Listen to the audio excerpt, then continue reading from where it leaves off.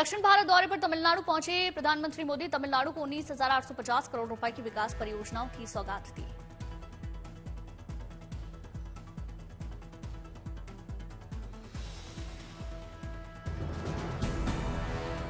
तिरुचिरापल्ली में प्रधानमंत्री मोदी ने नई हवाई अड्डा, रेल, सड़क, तेल और गैस से जुड़ी परियोजनाओं का शुभारंभ किया।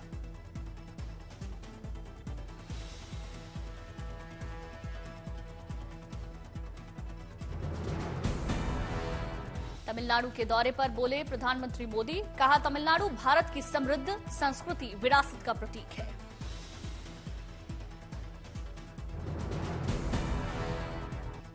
प्रधानमंत्री मोदी ने कहा विकसित भारत में आर्थिक सांस्कृतिक दोनों पहलू जरूरी, आने वाले 25 साल देश को विकसित बनाना है।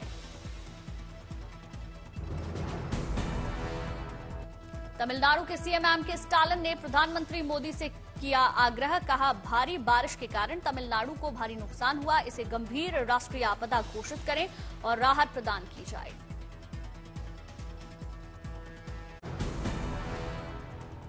भारतीदासन विश्वविद्यालय के 38वें दीक्षांत समारोह में शामिल हुए प्रधानमंत्री मोदी मेधावी छात्रों को सम्मानित किया।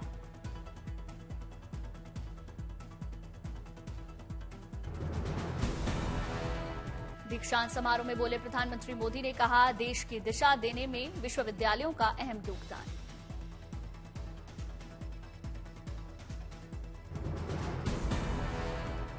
दीक्षांत समारोह में छात्रों से बोले प्रधानमंत्री मोदी, कहा आप ऐसे समय में दुनिया में कदम रख रहे हैं जब हर क्षेत्र में हर कोई आपकी तरफ नई उम्मीद से देख रहा है। प्रधानमंत्री मोदी ने केंद्र सरकार की गिनाई उपलब्धियां, कहा पिछले 10 सालों में तेज गति से विकास हुआ, अब देश में दोगुनी हो गई है हवाई अड्डों की संख्या। 3 जनवरी को प्रधानमंत्री लक्षद्वीप के कावारत्ती पहुंचेंगे, कई विकास परियोजनाओं का लोकार्पण और शिलान्यास करेंगे। कनाडा को विदेश मंत्री एस जयशंकर का सख्त संदेश, खालिस्तानी ताकतों को पनाह देना रिश्तों के लिए हानिकारक।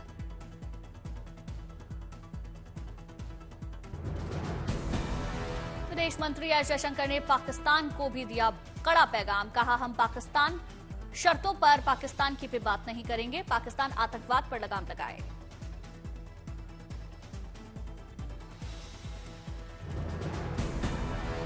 अयोध्या में आयोजित होने वाले प्राण प्रतिष्ठा कार्यक्रम को लेकर सीएम योगी ने विपक्ष पर साधा निशाना, कहा कुछ लोगों को पहले अयोध्या का नाम लेने में भी दिक्कत थी, अब वे निमंत्रण का इंतजार कर रहे हैं।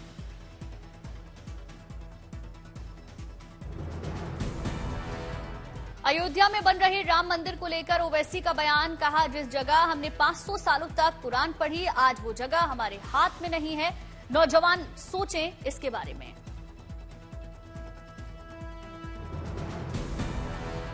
हिट एंड रन कानून में ज्यादा सजा जुर्माने का विरोध, 10 राज्यों में ट्रक बस ड्राइवर्स की हड़ताल, पेट्रोल पंप पर लगी लंबी कतार।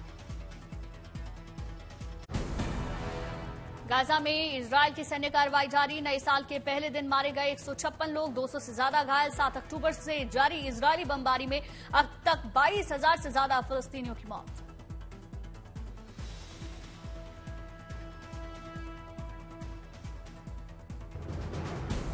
गाजा से टैंकों के साथ अपने देश लौटते दिखे इजरायली सैनिक, जंग की लागत को कम करने के लिए इजरायली सरकार ने 5 लड़ाकू ब्रिगेड को वापस बुलाने का फैसला लिया।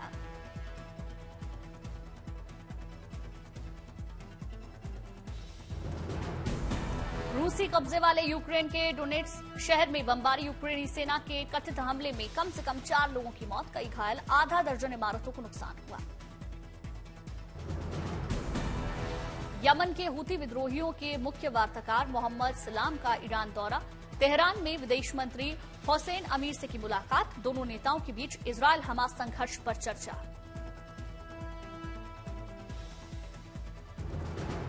बांग्लादेश में श्रम कानूनों के उल्लंघन के लिए नोबेल पुरस्कार विजेता मोहम्मद यूनुस को 6 महीने की जेल, फिलहाल यूनुस को जेल नहीं जाना पड़ेगा। उनके वकीलों ने ऊपरी अदालत में याचिका दायर करने के लिए 30 दिनों का समय मांगा। मुंबई एयरपोर्ट पर स्पॉट हुए एक्टर ऋतिक रोशन गर्लफ्रेंड सबा आजाद भी साथ दिखी।